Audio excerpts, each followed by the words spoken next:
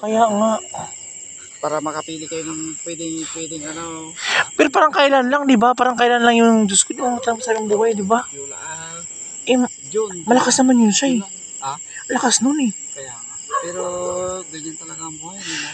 Wala siyang pasabi, wala man siyang paramdaman lang nung una bago na nangyari. Oo, wala naman. Wala siyang ano na hindi ng sakit, ganyan. Nagkasakit yan, pero isang araw lang.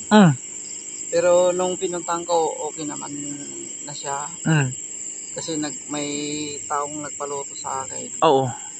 Ang ganda ka naman luto. Ano bang ginawa mo doon sa sabaw ng ano? Sabaw nung parang kuhol.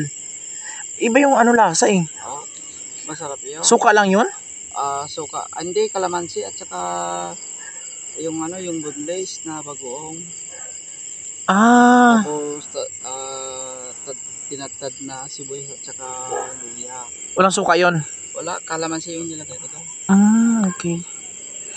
Malinis yun. Tapos nung nilaga ko yung ano, yung kuhol na yun, linagyan ko ng ano ba yun, yung lemongrass. Para matanggal yung lasa. Kaya pala. Kasi alam mo yung ganong klaseng ano, ano yun eh, malansa yun eh. Oo. Pag hindi ka marunong mag-inis. May mga motor na pa dyan dumadaan eh. Yung nakatira dyan. Okay.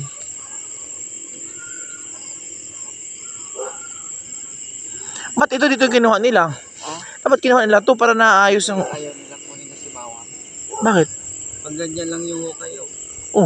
Kinarito kasi ayaw nilang hukay ito kasi baka lalabas yung ano, yung frame ng ano, yung...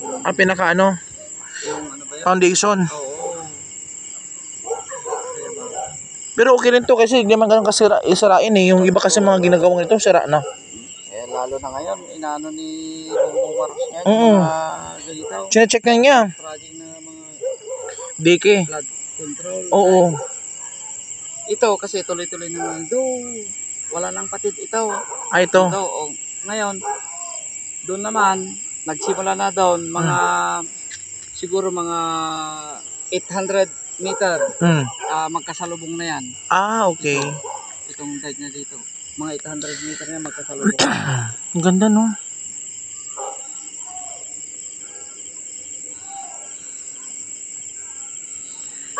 Anong tanim mo ngayon dyan? Nagtanim ka ng mais o palay? Yung mais ko kasi pumalya. Pumalya? Kasi laging ulan. Oo.